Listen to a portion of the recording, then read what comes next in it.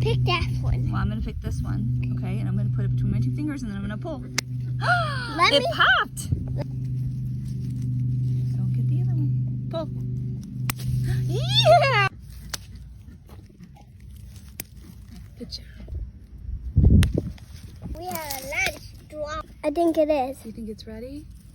Okay, go ahead. It? Yep, go ahead. Is it too hard? Oh, you got it.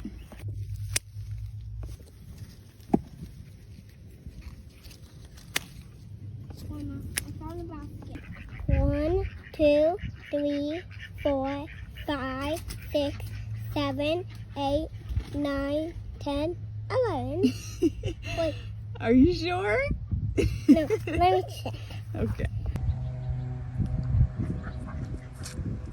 Good? Very good.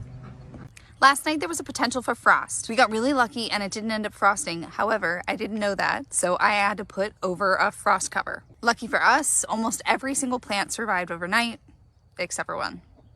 There's a big potential that this plant actually makes it, because as you can see where it broke off, there are 2 leaves underneath it, and right here at this junction is growing new leaves. This is a Peach Carolina Reaper, and I actually have another one over here. So I thought it might be a cool experiment if this pepper makes it, to see if topping this pepper makes it produce even more. The theory is when you top a pepper, it makes it bushier and it makes it grow wide instead of tall and creates more branches to make it produce more. At least that's my understanding of it. Now, if I was going to top a pepper, I probably would have topped it a little bit higher than that, but you know, this is what we're dealing with. So let me just finish the job. We'll see if this guy makes it, but I think this is a really good opportunity for me to see if topping is even worth it. What do you guys think? Do you think it'll make it? And if so, do you think it'll produce more than its friend over here? Also, I'm gonna plant this. I don't think it'll make it. I don't think there's enough space here to grow some roots to make it stable, but it's worth a try. The more I thought about it, I got a better idea. I think I'm gonna take off this leaf here and this leaf here and create a longer stem, and then I'm gonna try and propagate it. I've done it with tomatoes in these jars before, and again, there's nothing to lose. This is already off. I also added a little root stimulant called Organic Rev. So here we go. Good luck, little pepper plant. Last year I had so many people ask me why I planted the plant with the pot into my soil.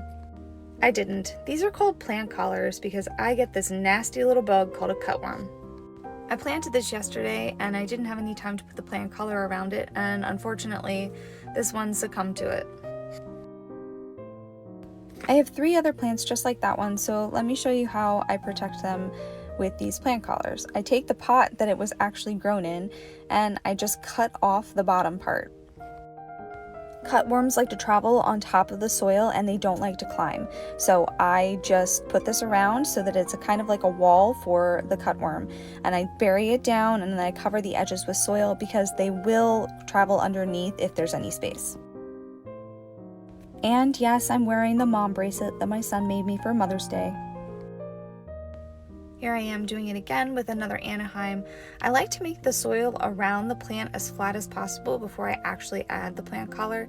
And I really like the idea that I'm reusing these pots because, let's be honest, I could use it again next year, but they get so crumply that it's kind of hard to use them for a second use for the next year. So I put it around the plant, I kind of push it down, and then I add the soil on top of the edges. For a bigger plant, I'll actually split it in half to put it around so I don't damage the plant itself. Poor little Anaheim, if only I'd put on that plant collar right when I planted you. Good thing I have 3 more just like you. So spread the word, I am not planting my plants while they're still in the pots.